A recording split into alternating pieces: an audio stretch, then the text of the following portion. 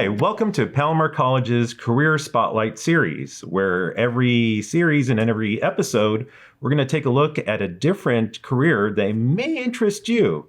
I'm Dr. Zeb Navarro, and today we are going to take a look at architecture. And joining me is Mr. Brett Tullis, Principal Architect at Silman Architects. Welcome. Thank you very much. Great to be here. And so I want to just dive into it. When we talk about architecture and architects, what does an architect do? So an architect is really in charge of designing the building. And sometimes there's a misconception about that the architect both designs and builds it. But our focus is really on creating the plans, the diagrams that we give to the contractor to then go build the building. So we're in charge of all the planning, all the coordination that goes into the preparation before the building gets built. And that's a big part of what we do.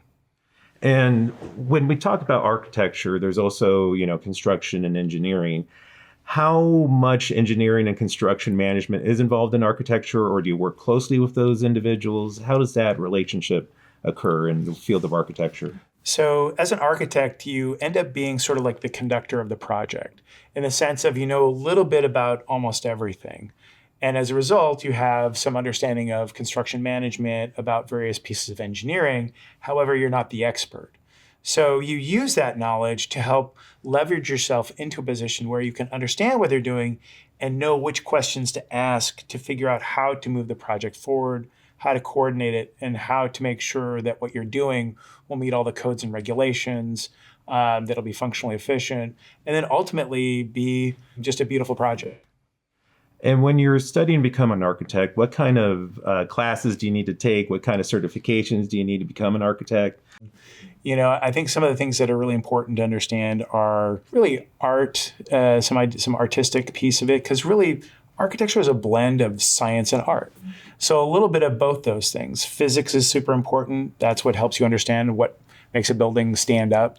But it's that sort of art piece that allows you to understand how you're relating to the rest of the community. What does your building look like? And that's oftentimes what people are very, very interested in, is that piece of it. Of course, being an architect, the first part is getting your degree in architecture. Really amazingly enough is that there's a 4-year program, which is going to be starting, I believe, next year, which is the Building Performance Environmental Design program at Palomar, which will be a 4-year degree, which will allow you to get your license. So once you get your 4-year degree, like you could at Palomar, you then go after getting your license, which can take about 3 years of internship and probably 8 or 9 additional tests after you graduate. So it's a long road to become an architect. That's very rewarding, I'm assuming. Yeah. It is. And, the thing that I find is that when you do a really good project, a project that you feel is like making a difference in the world, that's giving people opportunities or giving homes to folks who didn't have homes before, that's when you really feel the impact of what you do, is those sorts of projects. And we've had several projects like that that we feel have made a difference in the community, in students' lives, or any sort of a number of things. But yes, it is rewarding. So what kind of projects are you currently working on now? We're working on a couple of really interesting things right now. We're working on a project for the city of Fontana, which is a brand new city hall for them, 2-story project. It's going to be an amazing project, very civic oriented. It's part of an existing campus. Have this great sort of stepped seating area where people can sit. And it's really a brand new image for the city of Fontana, that's one of the things we really enjoy. And similarly, we're doing another project for the Ramona Sheriff's Station in the city of Ramona, which is not that far away from here, which is going to be a brand new headquarters for the sheriffs of the county of San Diego, and a different kind of civic sort of presence. Theirs is about safety and security and showing like, hey, we're here for you, we're here for the community.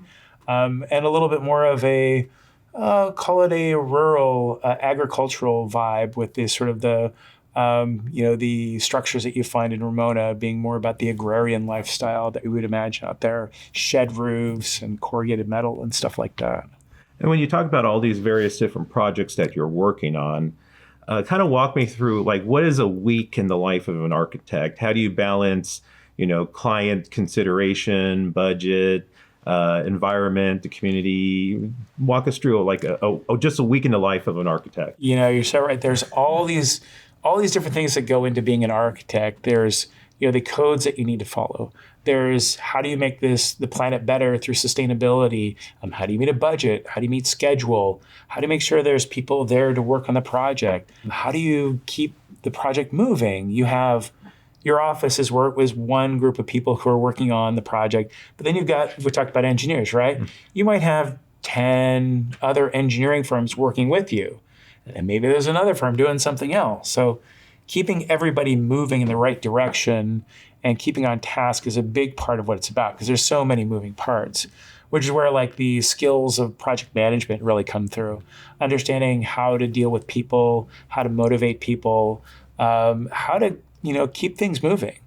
And as a principal, a lot of my day is spent communicating. Writing emails on, conference calls or going to meetings and things like that. Communication is a big part of what I do. On the other side, if you're in the drafting side, not the drafting, but the designing side of things, you're probably working in, three-dimensional programs like Revit or SketchUp and really trying to create the vision in 3 dimensions, because that's what we do these days. Right. Like nothing's 2D anymore. It's all 3D. So. Well, I know it kind of seems like a very stressful environment. Can you tell us a little bit about the kind of like the inner culture and just the atmosphere of working at Stillman Architects, and just kind of like how do you make it less stressful? Sure. It's funny, a few years ago, it kind of dawned on me that, the work is the work. We all have this work to do, and it's always going to be there, and it's always going to be challenging. So why not focus on the things that we can control, the things that we can make better in our lives? And that's part of the culture of Stillman Architects, is we really try to embrace the things that we have control over and really enjoy what we do. And that can come down to some simple things as, we have a nice espresso bar set up in the office. And a focus on values that we all believe in, so that when we work together, we feel like we know each other. We really want people to develop relationships with the folks they're working with so they can enjoy their time there. It's selfish. I want to enjoy my time there. I'm there 40 plus hours a week. I would like to enjoy my time with the people I work with. And I'd like to build a culture that does the same thing for everybody else. It's really kind of a win-win proposition for us and how we deal with stress. There's always going to be stress. But if you're working with people you like, that helps you get through the day and say, that's the good part of what we do. And for aspiring architects out there, what advice would you give people that are interested in a career in architecture to start now? What would you tell them if they're even thinking about a world of entering a career in architecture? I think it's a really great idea to talk to some folks who are in architecture. I think you'll find that they're very open. I have people who talk to me all the time about the idea of a career as architecture. There's some great books out there that you can read. And really it's an understanding of, do you like working with people? Architecture is a group sport. It's all about collaboration. We talked about the engineers, contractors, and the contractors, that's a whole nother thing. There's like the contractors that have, 20 or 30 subcontractors working for them. But if you enjoy that, I really also, if you enjoy creating things, creativity is a big part of what this is about, is not only working with people, but being creative. That's the part that I enjoy, is coming up with really interesting ideas collaboratively and then watching it come to life. It can be a little bit of a difficult process because it's not easy and it doesn't always end up the way you want it to. But at the end, it is something that is better than when you started. Mm-hmm. So, the advice is really, if you enjoy doing those things, working with people, being creative, problem solving is another one. It's a big part of what we do. It's like, how do we do this? I love a good problem. And that's, what we consider what we do is, sometimes we'll call it Tetris, because you're sort of moving things around and playing a lot of games like, what if? Well, what if this happened? And what if this happened? To help free your mind up and see different avenues of, how something might happen. and try to be a little bit more creative. So I think those are some of the things that I'd look for. But definitely, find some folks to talk to, see what it's really like. And then sometimes there's barriers to the education to become an architecture. How do you think we could remove those barriers? Sometimes, we talk about student debt, and people don't want to go into debt too much to study architecture. Totally. How do we remove the barriers to education for people that are aspiring to become architects? I think you hit on a really important topic, which is we call return on investment, right? How much money does it take to get your education, and then what are you going to get out of it? Fortunately, I think there's a great program, as I mentioned here at Palomar, the BPED program, which is very affordable. I believe for a 4-year degree, it's somewhere in the neighborhood of $15,000 to $20,000, which might sound like a lot, but compared with $120,000 right. is, I think, very much more doable for most people out there. If I was to go back and be entering into the profession today, I think a program like that I'd be very receptive to it. Finding a program that's going to give you the skills that you need when you go out in the market is another thing. Some of the programs that are out there are a little abstract and don't necessarily give you all the skills that you need to succeed. So finding a program that is affordable and that gives you the skills you need to get a job and be productive, those are the kinds of things that will make the profession of architecture more accessible to people in the future.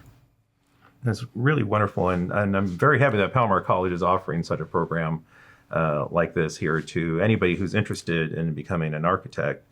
In your discussion, you mentioned something about environmental design, environmental friendly design. What are some of the kind of environmental certificates that are out there in the world of architecture? I know there's LEED and there some is environmental ones. Can you explain a little bit more about those? It's funny. It's a whole industry that has grown from very small beginnings with the LEED program. Now there's so many different kinds of possibilities out there for sustainability, for environmental design, that it's hard to keep up with. I'm actually a LEED accredited professional, and have been so for many years. But there's all kinds of, and you're seeing with new regulations in the code, that there's new opportunities for sustainability, whether it's life cycle cost assessment or building commissioning.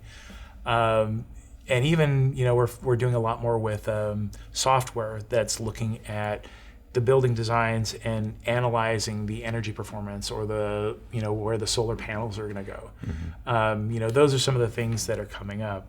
So I like, this whole topic of biomimicry, which is happening, which is this idea of how do you learn from nature and then translate that into architecture. And to me, that's almost more science than it is, architecture.